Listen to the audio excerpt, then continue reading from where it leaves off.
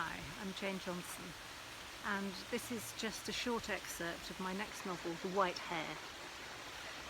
As the Morris Oxford rounds the bend, a gap in the hedge affords a glimpse of a white house far below, backed by dark trees, and beyond it an expanse of lush vegetation leading down to a long, curved, pale strand bounded by headlands into which grey waves roll. White Cove House. This is my first sight of our new home. Mother travelled alone to Cornwall for the auction, where she ruthlessly beat off all opposition. We could have bought a house in the countryside outside London.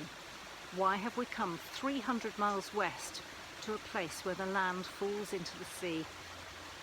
By the time I found out this was Magda's plan for our fresh start, it was a fait accompli. The brakes screech and my left shoulder collides painfully with the door as the car brakes suddenly. Magda swears loudly in Polish as the edge of the road comes towards us at alarming speed, and I am sure we are going to tumble into those deep, dark woods. The engine coughs and smoke drifts ominously across the windscreen.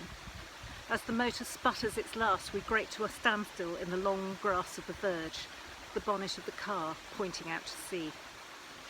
Magdalena sits there looking startled. Then she takes a deep breath and, is as if nothing out of the ordinary has just happened, says, "There, look, our little corner of heaven."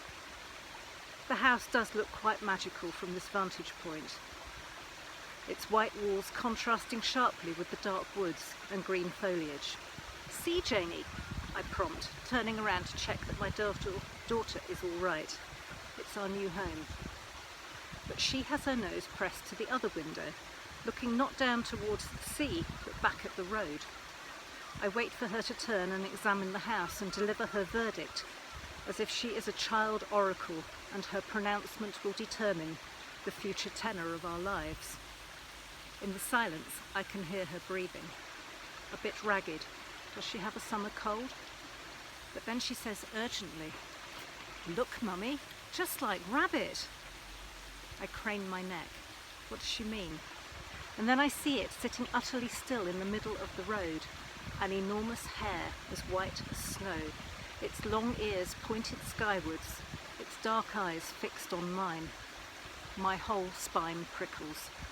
It is an eerie moment, uncanny, a tangible connection with the spirit of the wild. Then, in the beat of a heart, it is gone.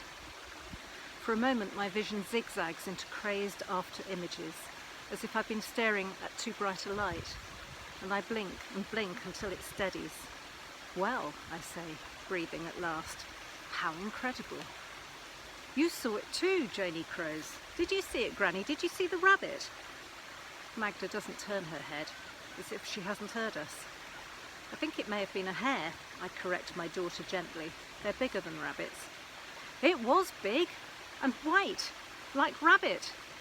To prove this, she flourishes her companion, a rather threadbare toy sporting a smart blue waistcoat lined with a scrap of paisley silk, and a silk ribbon, red ribbon with a lucky knot in it, made to ward off evil spirits, a secret known only to Janey and me and to Rabbit himself.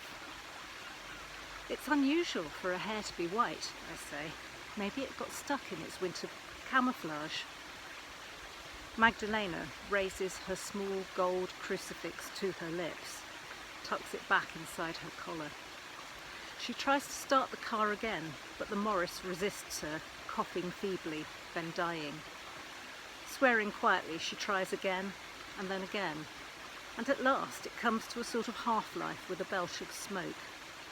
Wrenching it into reverse, she backs it onto the track, and we putter down the final stretch of the lane to the house.